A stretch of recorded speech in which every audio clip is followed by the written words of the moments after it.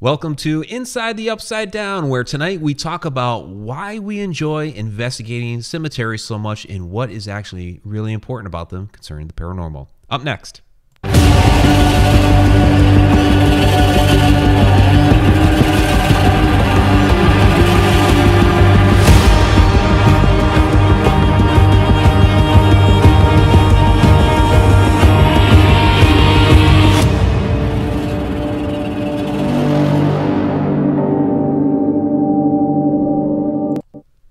All right, well, welcome to Inside the Upside Down. This is a cemetery episode that we are doing tonight, continuing on with our Why series and why we do different things within the paranormal. We started off with why we investigate the paranormal. We talked about why we don't like the ghost boxes and the apps.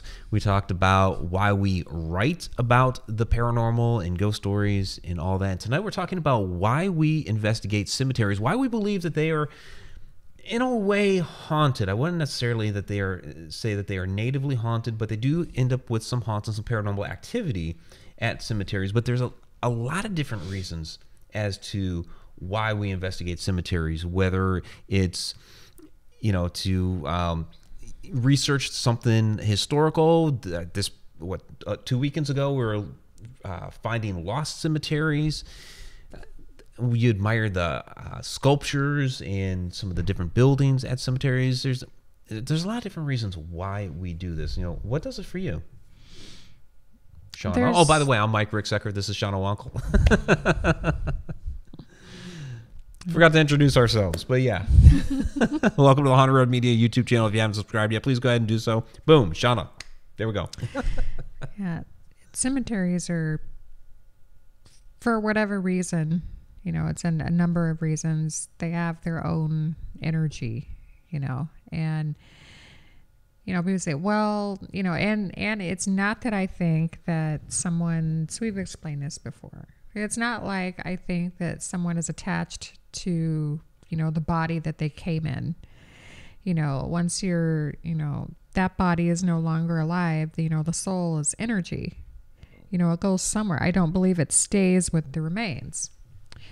But at the same time, I think that sometimes your energy can travel to a place that those remains are resting if people that you are, still attached to are going there to pay their respects. I think that you might be attached to them. Or maybe it's just something about the area. Maybe someone who is deceased has someone else who is deceased. Maybe they pay their respects to, the same way that we pay respects to somebody that's passed on. How do we know that, the two energies have connected, on the other side? I don't know that. And you don't know that either. Okay. I mean, I'm sorry. It's all speculative. It's all speculative. I will never say, I can say I don't think that's the case, but that is just my opinion. And everyone is entitled to their opinion, but I have a problem with people who say, I know. And my opinion of that is, I'm 99% sure that you don't really know. You're speculating. And the sooner everybody can get on board and admit that, happier that will make me. Yeah, I mean, there's so much in this field that, it's all theories. It's all theories that we're dealing with. We're trying to put together proof of what it is that we're experiencing or what we'd like to say is actually going on. And it's extremely hard to do so. Even when you get down to those who are trying to scientifically, prove things by using gadgets and what have you, we use them.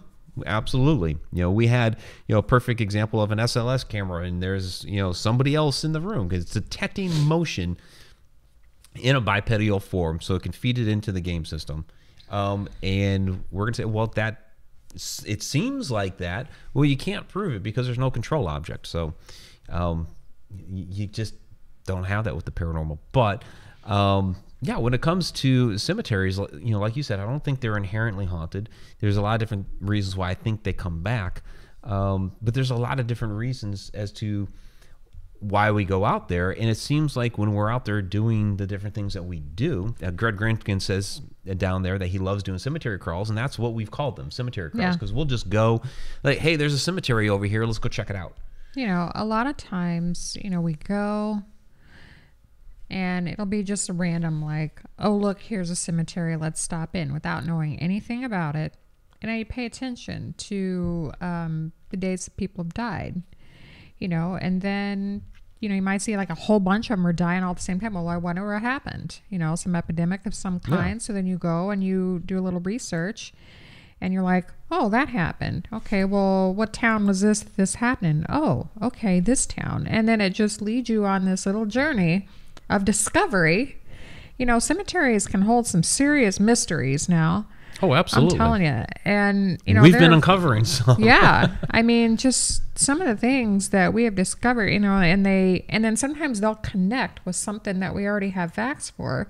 And be like, oh, you know, so then it spins off, you know, they're connected, but then it spins off on another path and then you discover something else. And then somewhere along the way, you'll talk to somebody who was buried in that cemetery and, oh, so then there's all this connecting going on. And that's, when it comes to cemeteries, you know, that's kind of what it's all about.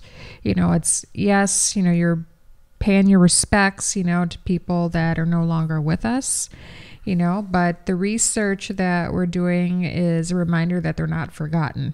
Yeah. It's not just a pile of bones, dust, you know, in the ground. Yeah, when we get into the lost cemeteries, we'll be talking a lot about how we want to make sure these people are not forgotten. So we are going to be sharing some photos of the different cemeteries that we've gone to. So we'll toss some out here just at the beginning, and we'll get into some of these different locations. So Oak Grove Cemetery, and here's another reason why we love going to some of these different cemeteries. They're beautiful in the fall. So this was before it decided to turn to winter, you know, overnight here in Illinois. It's still the middle of fall, but yeah, now it's winter apparently. So, and here's another shot from the same cemetery, and you know, it's just beautiful. You got the headstones, you got the different colors. You know, it's a really peaceful feeling. You know, you have some of those old, you know, that old stonework that's there. Very, very wonderful. So, let's go ahead and, you know, another, you know, type of, we were talking about some of the different architecture and history, and this is Lakeview Cemetery near Cleveland, Ohio. And actually I have family that's buried here, and Shauna, I remember taking you to go see these mausoleums, and you know, they're just beautiful.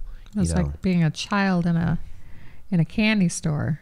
I mean, it's weird as it sounds to say it like that for a cemetery, but I mean, just for someone who loves, you know, old things and old architecture and just history and just, you know, the beauty that cemeteries sometimes have, you know, this place covered all those bases. Oh, yeah. Yeah, Lakeview is off the charts. I mean, that's just a few of the mausoleums. I mean, it was almost like its own little city there along the side of the hill. My family that's there is like at the front of that hill, and as you just walk down, you know, the side of the hill, it's like, boom, here's like this big city rising up out of the hill of all these mausoleums. And this is just like a small part of that cemetery. Yeah, like we were there for, 2 hours? Yeah. And just covered just a small fraction of that place. That place would take from morning to nightfall to canvas. I mean, it's huge. So yeah, I mean, you have like these gazebos that are monuments to those that have passed away. Just big sculptures of you know, angels, and there's one that's like a knight.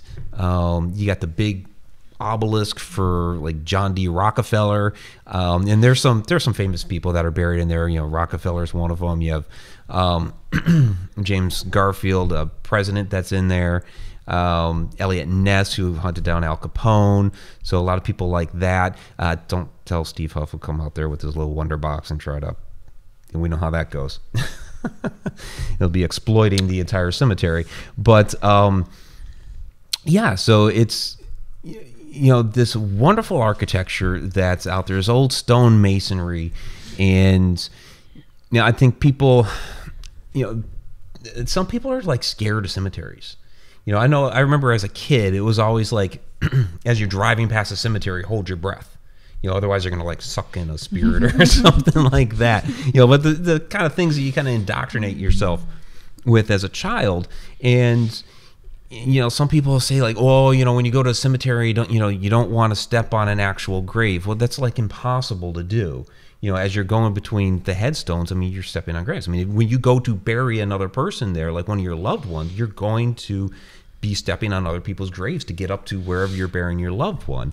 So I think there's a lot of like weird superstitions that are in there when if you go past all of that stuff, and just look at the beauty that's around, these beautiful sculptures and, just the memories that are there. So much information you can find out about people just by looking at the headstones. You can find out, and even with the modern ones. I like the old ones because of their style. They got that old cool rustic look. You get like some of the angels that are on there or other types of artwork. But even with some of the modern ones that we've seen with like the laser etching, and you get like an entire photograph of somebody. Or I remember at Ashmore Cemetery, which we'll talk a little bit more about here soon, there's one of like the guy's business, a laser etching of his business. It's on the back of the headstone. So it's like, okay, you know that he owned that place, So it's just, it's amazing the different things that you can find out.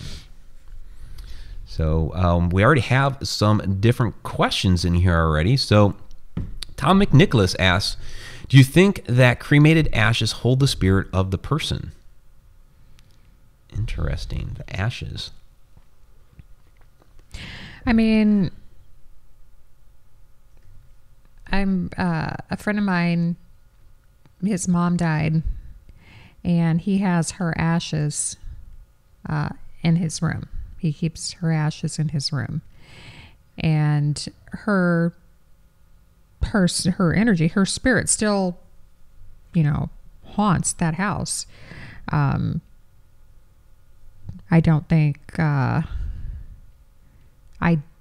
pretty sure that it's not that she's so attached to her ashes, as just, her spirit is just not ready to leave yet, for whatever reason. And, but he's had a lot of stories about visits from her. And where he's actually, seen her. So, do I think that she's attached to her ashes? I can't say with certainty, but I think that her energy still lingers and is attached to him or the home. That I don't really think that anything different happens to your soul once it's released. It still becomes energy. I don't think it matters if you're, decomposing in the ground or if you're set on fire. I really don't think that part makes any difference, but that's just my opinion. Yeah, I don't know if they're necessarily like attached to the ashes. They may follow the ashes around a little bit because they know it's going to be in the hands of a loved one. And I think that's the part that matters there. It's kind of like at a cemetery, I don't think they're there hanging out with their body, unless they were extremely narcissistic and just, loved the way they looked and always had to, look in a mirror at themselves or something like that, then maybe they would hang out with their body. So the ashes are basically the body just burned up in an urn. So yeah, I think that they would just be there for, the loved one that the urn might be with, and they're not necessarily visiting their ashes, they're visiting the loved one. But to know whether or not they realize, that happened, hey, that's me in there. Yeah. Well, we could talk about recent pop culture here. So we went to go see Bohemian Rhapsody. Freddie Mercury, he was part of the Zoroastrian faith, which is what his family was, and they cremate their dead. And right now, the only person that knows where his ashes are is Mary Austin, who he believed was his soulmate. Is Freddie hanging out with Mary? I mean, I think because he did love her, regardless of his sexuality, he did love her, so he may be hanging out with her a little bit just because it's Mary, not necessarily because his ashes are there. He might not even realize his ashes are with her. So, Although I think he's the one that put that stipulation in there that she was the one that was supposed to get him. So, Yeah. but Murtaza Arif, why do you think it is so peaceful in graveyards? I find even cemeteries situated around busy traffic noises have a sense of the same kind of peacefulness. It's a good point. Because I know when we were doing our research for our Alton project, which hopefully will be coming out here in the next month, at least before Christmas, Milton Cemetery. I mean, that traffic around there is so just awful. You know, it's around a busy intersection. You know, and we're there, you know, filming, sort of investigating, because I mean, we're investigating the history that we uncovered, and I know you were feeling things there. And that was we were kind of like almost like in a bubble. Like the outside was oblivious to us. I'm up there, you know, playing around with the drone and all that stuff. And it wasn't really until that, like, we're trying to film some, you know, get some voice footage of us, you know, talking about things. Like I'm trying to ask you of, okay, what is it that you were feeling? And then all of a sudden it's like, oh crap, there's a freaking motorcycle. Yeah, I think, you know, especially with one that's so close to civilization, you know, you already have it in your head. It's like, look, you know you're going to need to concentrate, you know, and you need to have some form of silence, you know, to really get some good audio evidence that's not contaminated by outside noise.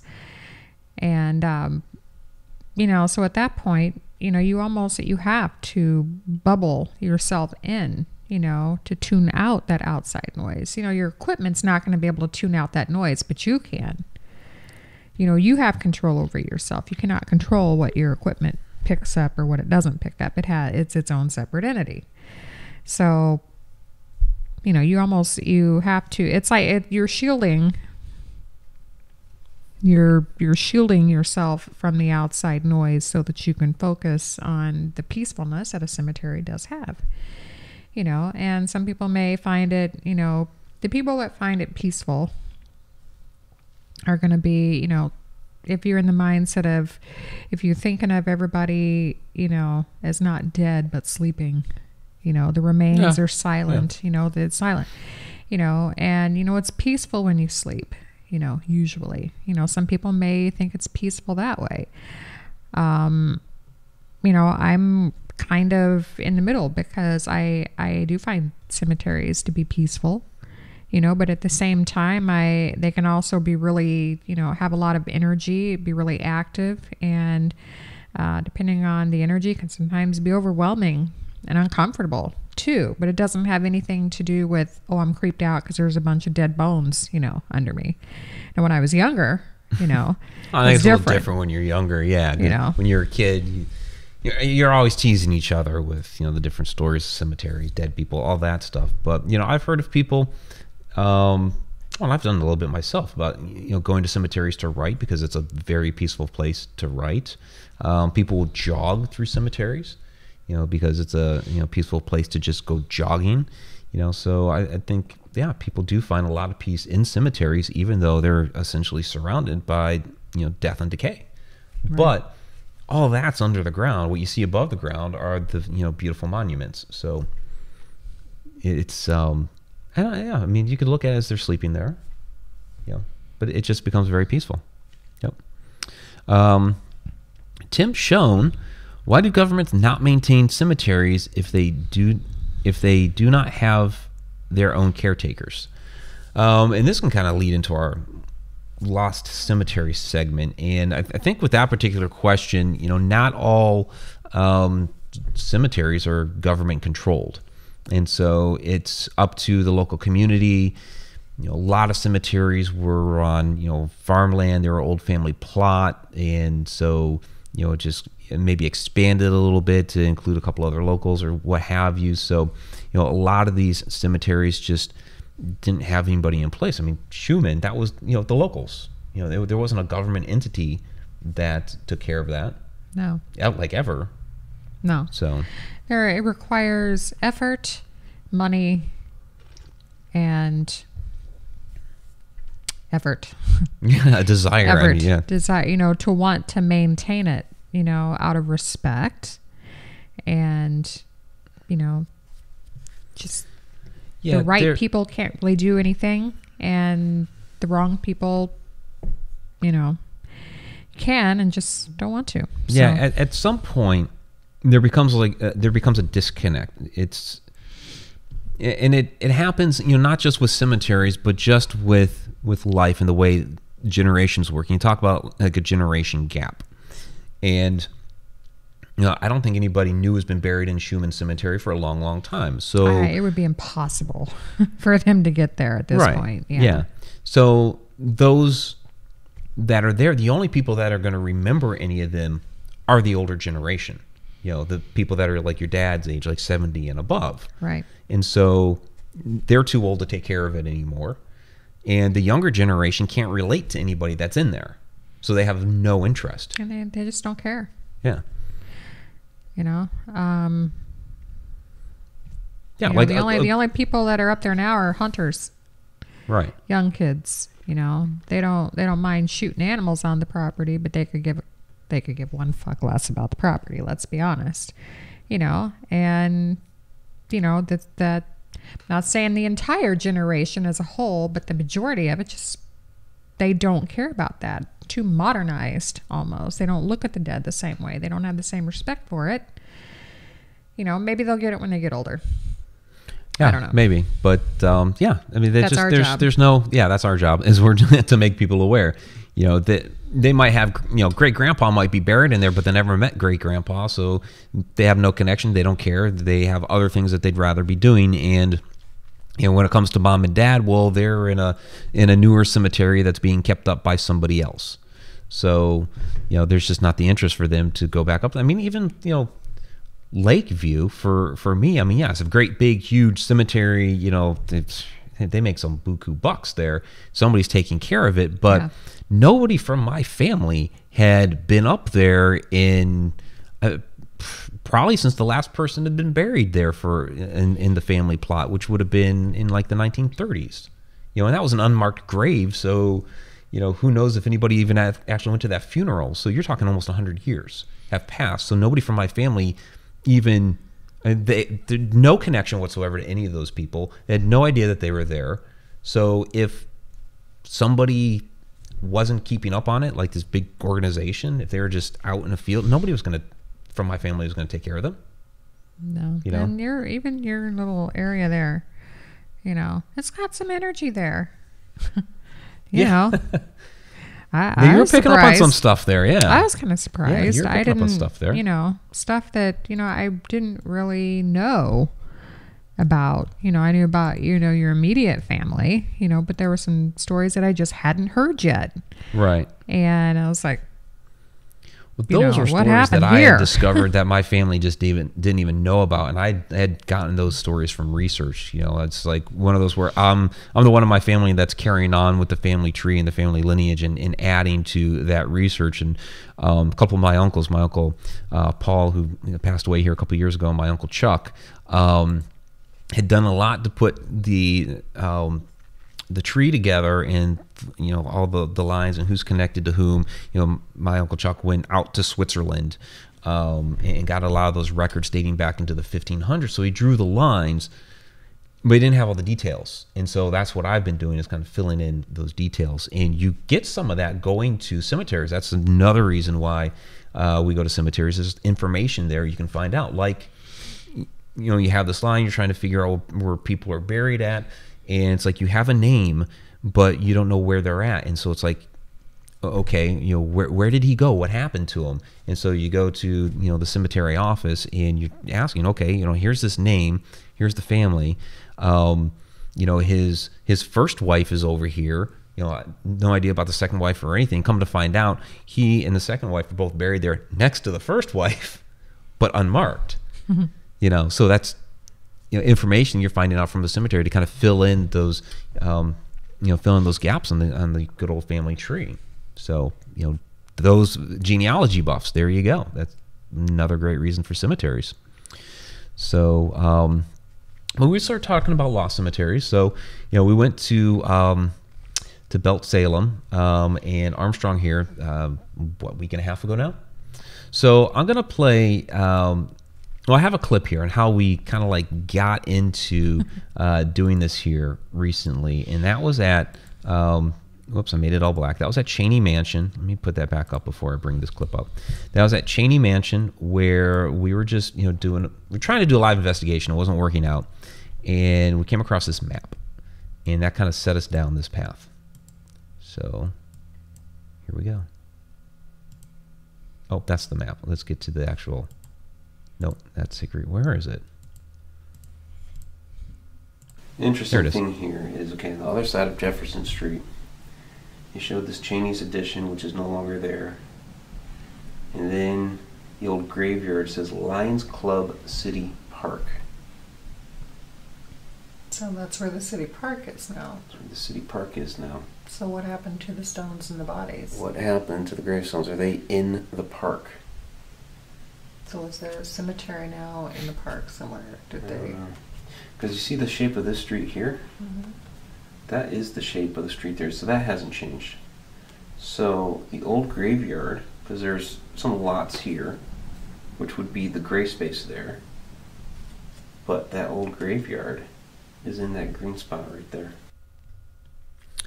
Okay, so that's when we discovered that map, and here's the actual map itself, where you see the lot for the Cheney Mansion.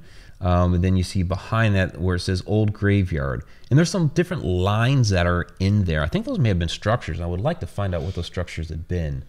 But this is kind of what set us off on the Lost Cemeteries path. We did an entire Inside the Upside Down on Lost Cemeteries, and different ones across the country. And so we're just going to spend a little bit of time on that here. Because like I said, there's an entire video on that. But there was that graveyard that was back there, and we knew it wasn't there because we'd been around the town, and we only knew of Oak Grove there. So we went to actually go check this place out, and our friend Carol Singer said, "Oh yeah, there was a cemetery there, and they bulldozed it over and made a park out of it. So now it's just a park, and that is the monument that's there, and." Basically, it just lists the names of the people that had been buried in the cemetery. There's kids playing on the equipment there. There's a basketball court, stuff like that. A pavilion, all this, and you can kind of see some of the grass and stuff behind there. But that had all been a graveyard before. And the bodies are still there. Yeah, the bodies are actually still there. We came across. We still haven't gotten that checked out, whether it's a stone or a bone fragment or whatever, but we found it next to a stone that was coming out of the ground that looked like it was part of, like maybe it was the base of an old headstone that they missed. So we still have not stuff only to do there. that, but we're told that they had used some of the old gravestones as stepping stones for a sidewalk until an actual sidewalk. Yeah, was there, which is now poured more concrete, but yeah, when they first did that, apparently they made that path that goes through there. Let me bring that back up. So you can kind of see the sidewalk off in the distance. Well, apparently the paving stones for that before they made that poured concrete were the headstones. Unbelievable. Which is ridiculous. So yeah, it's sad the way that they desecrated that. But as an afterthought, it's like, oh, here's a stone. We'll put your names on it, and that'll be the end of it. Right. Well, it's way in the back corner. Nobody sees it there. It's ridiculous. Right. So this set us on the Lost Cemetery series, which we released that video, the first one of the series, this past Sunday. You can check that out here on the Haunted Road Media YouTube channel.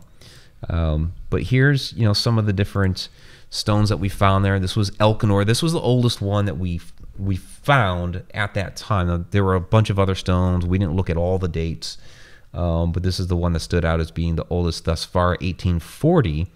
It's in really good condition for 1840. Yeah. So we were pretty impressed by that. And there's a bunch of other little stones around there. Some are worn off, so there may be ones that are older. Like that one with, I didn't include it here. I forgot to add it. Matilda. Yeah. She was 1853. But then you can kind of see some of the other things that have happened here with turn that one on. So, just back out in the woods, look, there's this big, huge tree that's crashed against this, wonderful monument there for the Belt family. And, nobody's taking care of this. And that's, harkens back to Tim's question about governments. Well, this was a family cemetery. Belt Salem was the Belt family. I still don't know where Salem came into play at, because I didn't see any Salems Didn't see out any there. Salems. No, but unless the one thing that came up with was possibly maybe the family originally came from Salem, Virginia, because there were some designations on there saying that some of these people were originally from Virginia. But yeah, it was a family cemetery that once the family was gone, that's it. So the last people in there are buried in there in the 1930s, and nothing's been done apparently since. Mm-mm. So, but that was a really that place was a treasure. It was an absolute treasure. It was beautiful out there too. Oh yeah, especially because it hadn't become winter yet. It was still fall. It was still fall that particular day. Or Yeah, now it's winter. Illinois' version of fall, I guess. Yeah, it's been winter since November 8th or something. Yeah, or winter. Yeah, but yeah, with that cemetery, there's mixed feelings, really. We talk about, it'd be wonderful if somebody kept up on this. You have all these great monuments. There's people that are back here that should be remembered, but yet there's that part of us inside that loves like the creepy cool pictures, and there's vines growing on these things and all kinds of stuff like that, and we got some fantastic photos back there. So there's like a part of us that's like you like that bit of abandonedness to it, and getting some of that great photography, and then you're like, oh, but nobody's keeping up on it. So you're twisted and torn about it. Yeah. So I think it's one of those, even with like old buildings, it's like you want like that little bit of weathering and decay in there, so that you get that like real sense and feeling that this is something that's old, but leave it at just that little bit, and but take care of it so that it doesn't become completely obliterated. Right. So Betty Lang is saying, Mike, that cemetery had beautiful tombstones. Yeah, they were wonderful, and that was just two of the photos. We have several more of those posted on our Facebook page, and then there's the Lost Cemeteries video that we posted on Sunday. Actually, it was called Abandoned Cemeteries something. Well, you can find that. It was just posted on Sunday, and it was Armstrong Cemetery and Belt Salem Cemetery that we went through. Yeah, they're nice. They're really nice. So Sharon Lane asks, would you and Shauna go to the old cemeteries in New Orleans? Yeah. Yeah. Yeah. Yeah, that's going to happen. Oh, definitely. That's a bucket list item stuff right there. And $10 super chat from Tom McNicholas to respect the lost dead. Thank you very much, Tom, for the $10 super chat. Super chat superstars. All right. So, see, Murtaza Arif asks, why do dogs cry in cemeteries like wolves? I've seen that happen. Also, I was walking past a cemetery and heard loud banging under my feet. Have you ever experienced or heard of this? What do you think? Well, I can't speak for all dogs, but, dogs, maybe his owner was buried there. I haven't had that happen with dogs. I mean, I've never really seen that. Yeah, I've never really seen it. The closest is Adam Tillery sipping Haunted Road Roast. There you go. Yeah. Haunted Road Roast. It helps you hunt ghosts. Yeah, I haven't had that happen with dogs. The closest I would say for me was with coyotes. Now that was before you, Black Bear Church. We were in the church. We heard the coyotes coming. We actually went to the cemetery to get safe because the cemetery had a gate. So we went inside the gate, closed it up so that the coyotes wouldn't get us. But yeah, we heard them howling off in the distance. I haven't had that happen with dogs, really. As far as like the banging under the feet, I've seen it happen in movies. yeah, it happens in movies. Yeah, I've never for seen sure. it happen in reality. Yeah. At least not me, anyway. Yeah. Banging under the feet, I haven't really had that. My daughter, one time, not at a cemetery, but was at the Samuel Mudd House in Maryland, where something was like pushing up on her foot. We were outside, and something was pushing up on her foot while we were outside. Groundhog?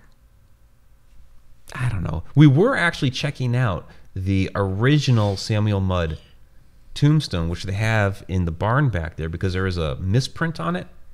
So they corrected it, but they put the incorrect one in the barn back there. So we were checking that out, and she was feeling something push up. So I don't know. It was a little different. But I haven't had that. I've seen like stuff like around the ground. I've seen like was that Dick Duck Cemetery? It was like a little shadow cat sort of thing that was creeping around on the ground. So not like pushing up or banging, but it's kind of slinking along the ground or whatever. It's about the size of a cat. It was shadowy. I don't know. So some other reasons. We were talking about history before. I'll show you guys a couple other photos here. Old burying grounds. This is one where I want to take Shauna to, and I was just talking about corrections on headstones, and they completely removed the incorrect Samuel Mudd headstone. This one, you can look at it. And I don't know how closely you can see it, but where it says in memory of Miss Cynthia, they forgot the H. They put Cynthia, and then they put like the little caret and then the H there to correctly spell Cynthia. And then down here, a daughter of John Ingersoll, they forgot the R, so they did another little caret in the R. So they put the corrections right there on the headstone rather than recreating a new headstone. So this one dates to 1776. So, old burying grounds, Westfield, Massachusetts. Some fantastic old headstones there. The oldest one I saw, I think, was 1743 or something like that. They have people buried there back into the 1600s, and not all marked. There's like 500 unmarked graves there. So it's like the oldest ones that are buried there don't have grave markers. But this is one of the reasons, why we love going to some of these cemeteries, just the history. This is like one of the oldest cemeteries in the country. When I was in 5th grade, we went down there and did gravestone rubbings. Very, very cool stuff. So, and then we have, where is it? Yeah. Ashmore.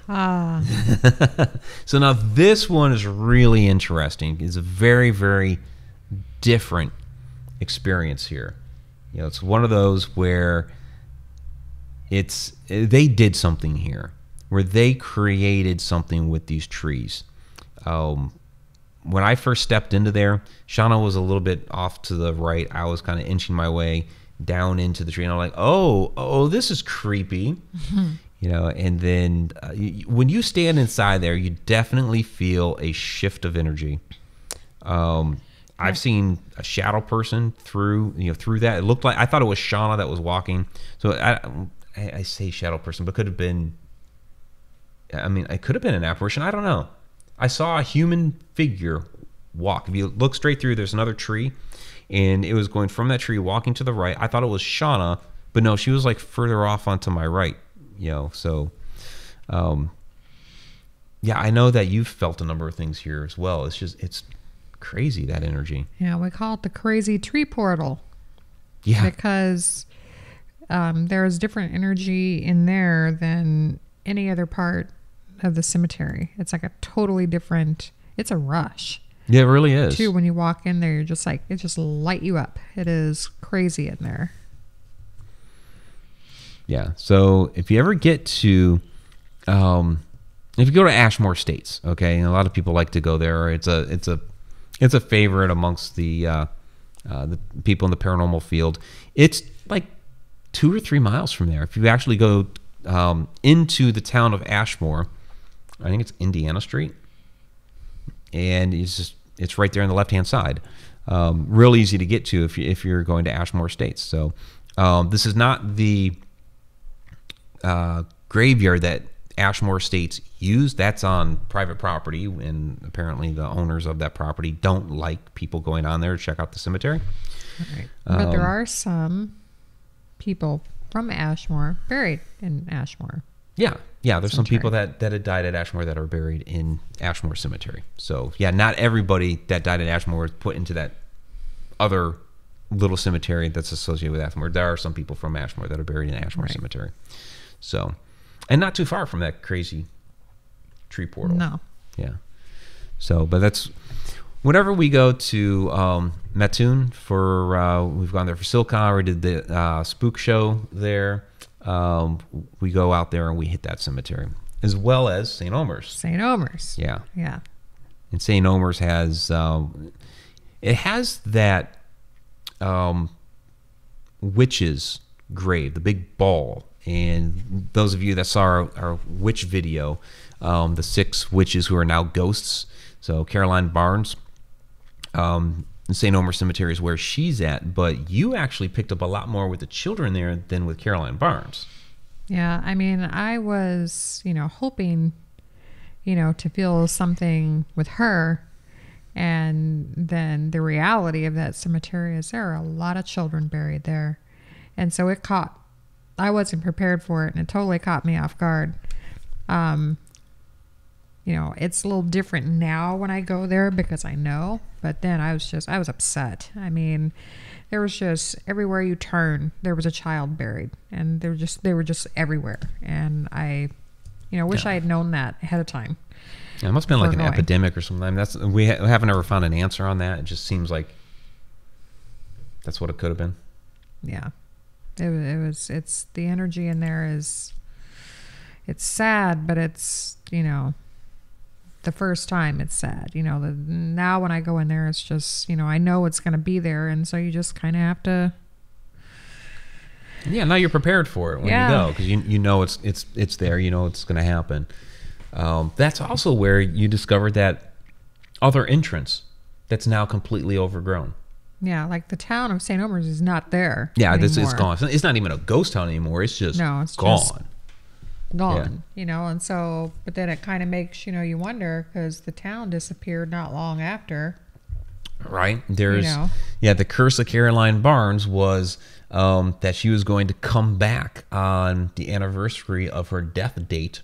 So they put the date of February 31st on her gravestone, which is an impossible date, so that she wouldn't come back. But it was still like within a few years, the town was completely gone. So it's interesting. But if you look at the old maps and everything, it looks like that road, which is still there, it comes straight north. Like that was it looks like it went straight into the cemetery instead of, you kind of come in from it from the side now off of whatever route that is. Yeah. But Shauna had found the posts, there for this alternate entrance. And you walk back there and it's somebody's property.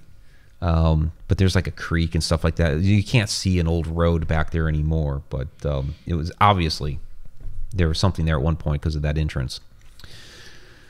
So Betty Lange asks an interesting question. Why do you think black color became associated with funerals and burials? Black is like the color of death. I mean, you kind of turn black when you die. I mean, it's, that's, yeah. I like black. I know. I don't know. I mean, I like black. Yeah. Black's kind of my favorite color. Rocky quote, by the way. Rocky 2. Black is, the color of mourning, and yeah, it's just traditional for thousands of years, So that's what we do now. It's if you go to Fairy Plantation. I know I think I mentioned this in a video recently, or something we did recently in Fairy Plantation. If you look at the mourning gowns that they have there is a progression. So like when your loved one first dies, it's all black.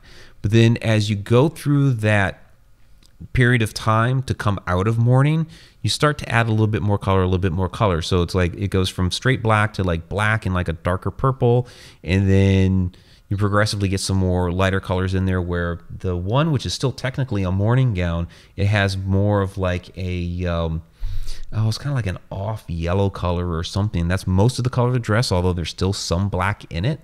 And they have several of those around the Fairy Plantation Mansion. So it's interesting. So Spooky Dawn says Johnny Cash only wore black. We all know that song. Yeah, the Man in Black. So I still like what was the movie? Walk the Line. So where they're and I don't know if the quote is real, but it worked really well for the movie.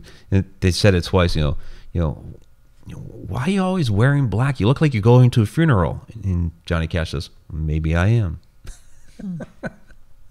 That's a cool line. All right, so B3 Airspace was saying about Ashmore, saw this in Europe. Trees border the grave sites. People there said it was to keep the spirits in place. Interesting. I mean, maybe it was... I don't know if it was there for that reason, to keep those spirits in place, because otherwise I would think that each headstone would have a tree. There's several headstones that are within there. They do seem to, like 5 of them. There's like 3 on one side and 2 on the other. And they do seem to border those specific headstones. So, I mean, maybe they were to keep those in place. They're definitely there to do something. There's definitely a purpose there. Yeah, because it's not like that anywhere else. And just, the energy is just way different in that part of the cemetery than any other part. And we've been in other cemeteries where there's trees, but this one is a significant spot.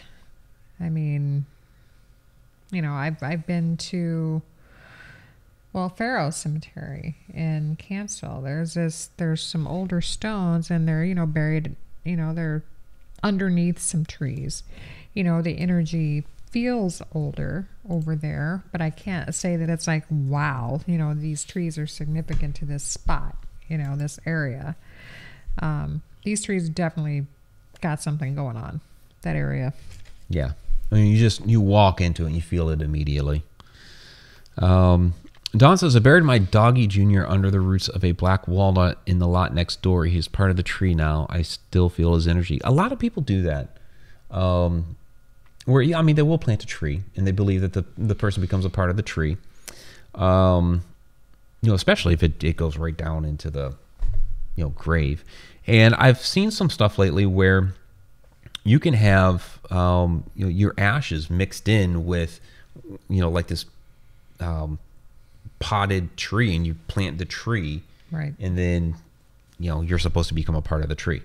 So, it's an interesting way to be remembered. If anybody does remember that you are the tree, I don't know if you would alternately put some sort of plaque or something there. I think the point is to not do that, is just to be the tree. But then I would think after a couple generations, people forget.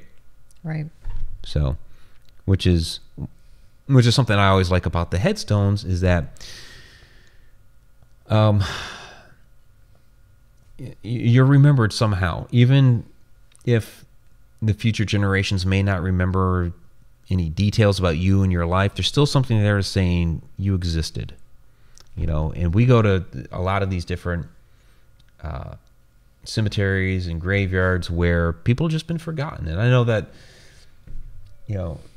you do a really good job of, while we're there, if you find some flowers or something that have kind of blown away and they're just kind of sitting off on the side, you'll pick them up and you'll try to fix it. Maybe you'll add it to, some headstones that have been long since forgotten. Yeah, it's like, your family may have forgotten about you, but, today I will remember you. And whenever I come back, I will make it a point to remember you again. We have our spots that we, stop, in some of the cemeteries that we've been to make a point, to pay our respects. And, and then there's other ones that, you mentally file away as, I kind of want to research this one a little more. So whenever we come back, we always, hey, it's us again, Don't know if, it's always a question, that you ask, don't know if, you're hanging around or not, or if you can tell that we're here talking. But, whoever's here, hey, how's it going? What's going on? Just somebody's there listening. May not be the person, with the name on the grave, but somebody in that area where you're at is listening.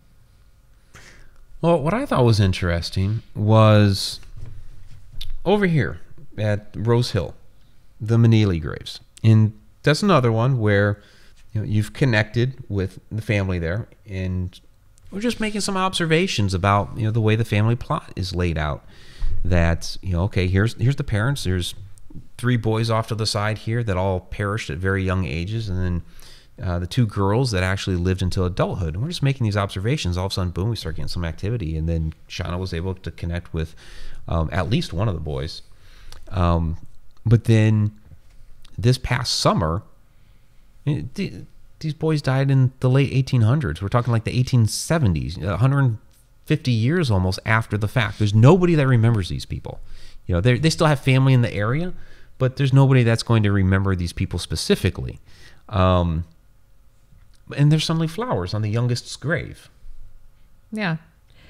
And then so scoured the rest of that cemetery and found a set of similar flowers on one grave. And when I say I canvassed the area, I mean I looked at every grave that had a flower arrangement on it. And there was only one other one that had the same flower arrangement, same flowers, same colors, same everything over on the newer side. It's like, was it a random, someone was there paying respects and, or like maybe one of the mowers or something like that, but something, there hadn't been anything there before, and then just all of a sudden, there's something there, where did it come from? Was it random? Or, I mean, I'm going to assume it was random. Yeah, it was the older part of the cemetery where you really don't see any of the flower arrangements at all. I mean, there was, in that part of the cemetery, there were 2 other headstones that had flowers. It was all the newer part of the cemetery that had the different arrangements. Yeah. So, yeah, I mean, just a random, but it was nice to see. It's nice to see that somebody, wherever it came from, and maybe it was just on the ground, and like you do, pick it up and put it somewhere. I don't know where it goes. I'll find a good one to put it on and put it on the youngest's stone. Right. But it's like, the distance between the 2 of them, and then, why that one, I don't know. Yeah. Kathy Ciliento says the Amish believe that if they bury a witch, they plant a tree over the grave to keep the spirit there. Interesting tradition. There was that other one over here with the Dr. McAuliffe, the guy who was he was lynched for murdering, I guess, what was his brother-in-law? I know we did a video on it. Whoops. And they planted a cedar tree there. Now, they didn't ever say why they planted a cedar tree on this guy's grave, that they all, they hated him and they killed him. But yet they planted the tree there. So I don't know if that was like for a similar type of a reason, maybe a similar tradition. Yeah. I don't know. A morbid fascination with hanging trees. Let's see. Betty Lange, this is an interesting comment. My mother-in-law put flowers on random graves because she lived too far from her dead relatives. Now, that's interesting. So, yeah, paying respects because you can't get out to your own and pay respect to somebody else's. Yeah, that's nice. That's nice. That's definitely a nice touch. Okay. Yeah, so why else? We have, I'm going to go back here, see if we have any other photos that we were going to show. I think that was all of them. Old Burying Grounds we hit. We did Belt Salem, Lakeview. Yeah, so yeah, so there's a lot of different reasons why we hit cemeteries, and when it comes down to it, it's all part of this thing that we do at the paranormal. I know there's a lot of people that believe, well, cemeteries aren't haunted. Well, it doesn't have to do with going to cemeteries because we think that they're haunted. We just kind of laid out a lot of different reasons as to why we go. Yeah, it's the majority of it is about paying respects and keeping the history of these people that are buried there alive. From a research standpoint, from a paranormal standpoint, you can unlock, some mysteries that will set you on a path where you discover, untapped places, untapped, things that haven't been investigated yet, people that haven't been, researched yet. And, the paranormal can get old really fast if you just go into the same places all the time. Yeah. And eventually, I personally am not one of those people. The only reason that I like to go to the same places is because of the relationship that I develop with the building and the spirits and the energy there. Otherwise, if it weren't for that, I it's not that I'm not interested in the places that are over investigated. That I wouldn't want to just do a tour, just be like, well, okay, I'm here, whatever. You did it. Yeah, I did it, but I'm more interested in the places that people aren't going to. That's new energy in there. Those places, if people were more aware, I'm not saying that all people aren't aware of it. I'm saying that some people are just so interested in the places that are popular that they don't realize that the places that haven't been investigated yet could become more significant than the places that have.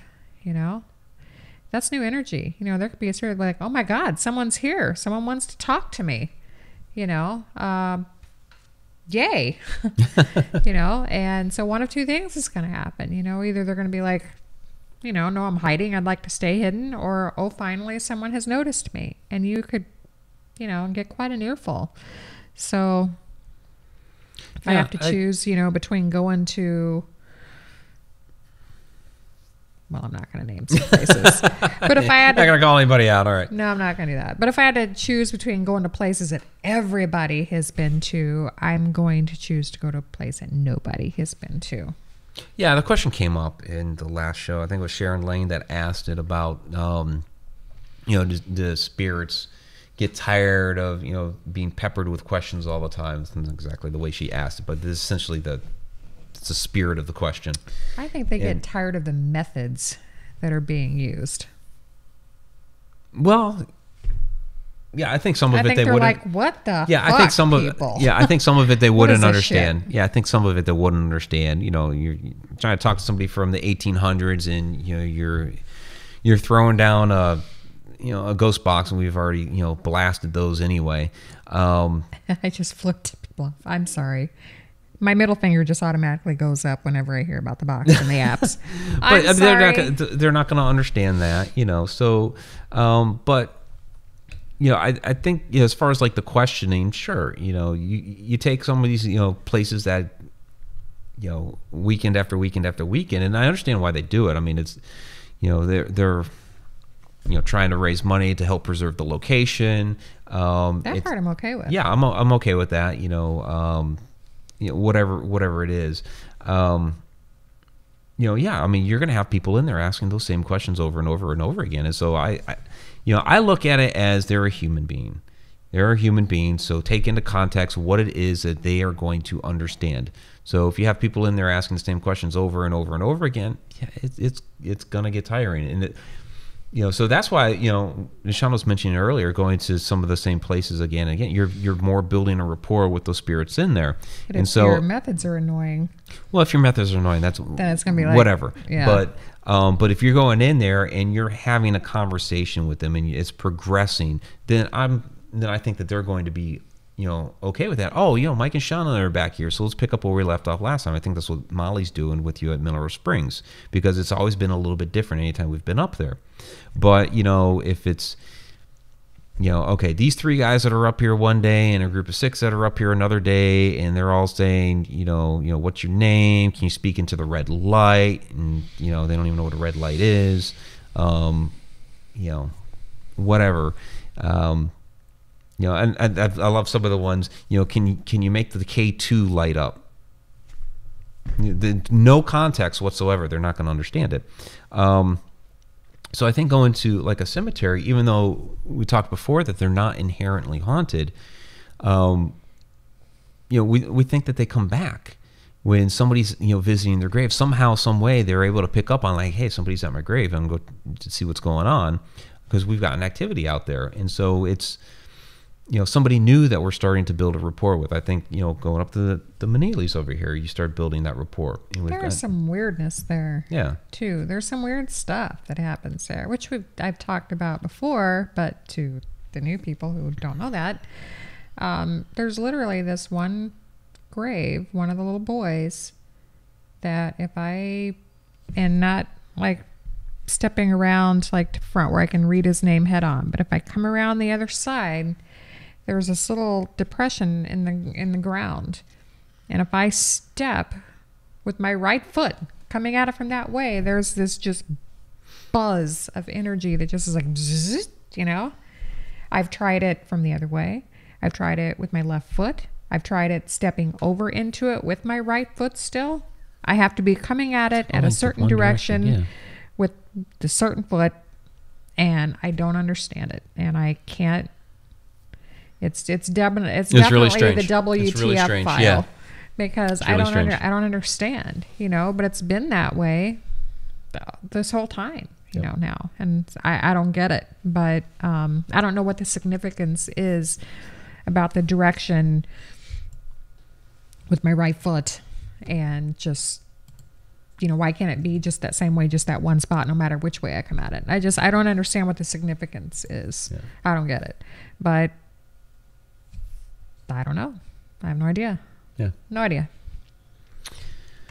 And another thing, when it comes to visiting some of these cemeteries, especially some of the lost ones, take into account, especially when you're doing like historic research, that the people that, when you're doing your research, that you're looking up, okay, what were their lives, what were the places that they frequented, what were the buildings that were there, because a lot of those buildings are now gone, et cetera, who lived during that time. You can look at old newspaper accounts and see names of people all over. They all ended up in the same spot, or at least most of them ended up in the same spot, which is in these cemeteries that are around the community. So it gives you another historic perspective, to go and visit and research and discover more, because sometimes you find some interesting little tidbits of information on some of the headstones, or you look at some dates and you're like, oh, okay, so which you may not get from other research that you're doing. So from a historic perspective, you might be picking up on new information. Betty Lange asks, Mike and Shauna, do you feel children's graves give you more sad feelings when you see them? Well, yeah. They do for me. Yeah. I don't think I've ever,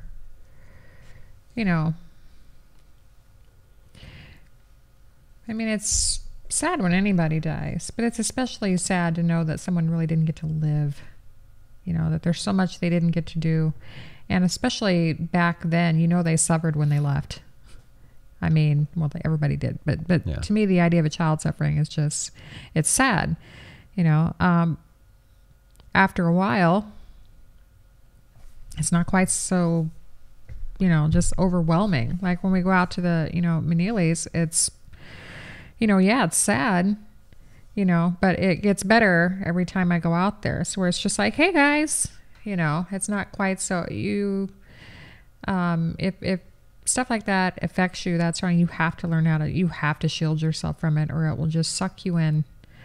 St. Omer Cemetery is a wonderful example of that, because I literally wanted to just lay down in this one plot and just cry, Yeah, but you mentioned the Anomalies, and we've gone out there several times now. What's interesting, we've continued to do research when we can on them, and coming across that article about how those boys, at least the couple of older ones, found that balloon that had crashed. So the article was talking about how the Manili boys went and recovered it, and it's like, oh, okay, they're right here, you know? Yeah, So- when you go out there, armed with knowledge, and then, talk about it. Yeah. They spent some time in Kansas. I can't remember exactly what it was, but the wife had a medical issue. The husband was a great horse trainer in the area. So, you find all these little tidbits of information that you can go there and talk to them about these sorts of things rather than just, the same old, what's your name? And God forbid you say, how did you die? Oh my God. I got to be honest. I know it's unacceptable to smack someone whenever they ask that question, but if someone's standing near me and asks that, if I don't smack you, it's a miracle. Like, I just cannot fathom why somebody would ask somebody that. There are other ways to find out, if they had something wrong. They could have died from it, but there's other ways to find out, what they had wrong. Maybe they do know that they're gone. Maybe they do know that something's wrong, that something's not the same anymore. But I just think it's disrespectful to ask. Yeah. It's ridiculous. And Dawn says, I found these two graves side by side away from the other graves under a tree. One was a 16-year-old boy, the other a 16-year-old girl. Not related, died the same day. Makes me wonder about them. They may have been, you have to die the same day, same age. They may have been, really good friends at the time, died in the same tragedy. Kind of makes me think about, quote unquote Gore orphanage, but, what's really the Swift mansion and the Wilbur family that lived in the Swift mansion, where their grandchildren, in the span of 7 days, all 4 of them died of diphtheria. You can go there up the road to the cemetery, and they have markers for the 4 children down on the ground, where it says, what was it? I know the one that you saw at Belt was our babe, but this was I can't remember, but it was really sweet. It was like done in an arc like that, or at the top. It was like Our Little Ones or something like that. But then also there's like the big family monument that had all the names and dates on it, and you can see in the dates, like when the youngest one went, there were 2 of them that were actually twins. So you learn, and I didn't know that 2 of them were twins. There was nothing in any of the research that we had done up to that point until I went to the cemetery that I discovered that 2 of them, was a boy and a girl, were twins. And that took going to the cemetery to find out. Very sad, and you're like, oh wow. This is really sad. That boom, all these children wiped out just back to back to back. But again, still finding new additional information while there. So, all right. So Donald Gordon saying, I've always found it, I don't know, sad. I guess when I see those really old graves and anyone who knew them is now gone, and that gravestone is all that's left to mark their presence. Really wondering about their lives, lived and loved, grieved, laughed, but what was in between. Yeah, that's kind of the thing is, what I was saying before about that generation gap. Once a couple generations have gone by, you disconnect from that older one. Like for me, the block of my generation would be my grandparents and their brothers and sisters, which I knew a couple of, their children, my aunts and uncles, and then my generation and my cousin, my sister, my cousins, all that. So it's like that block of people, right? Anybody before that, I didn't know. There was my, the one that would that connected all of that was my great Aunt Bicky, was my grandfather's aunt. She died a few months after I was born, and she basically was the one that, with her passing, severed that connection to the old family, the ones that were at Lakeview. She was that final connection to all of them. Once she passed, it was all gone. You guys that have watched the Helltown video, she was the one that had that connection with the Jates, the old paper mill that's there up in the Helltown area. She took my uncle up there, my Uncle Chuck, and a couple of the older ones apparently from the family. My Uncle Chuck is the only one that remembers any of that. He gave me a little bit of that information, but it took me going there to begin with to be like, hey, Jate Paper Mill, to really even ask that question. It was like when she passed, that broke that part of the generation line, and it was from my grandparents and on. And that's going to happen. My kids, they met my grandparents.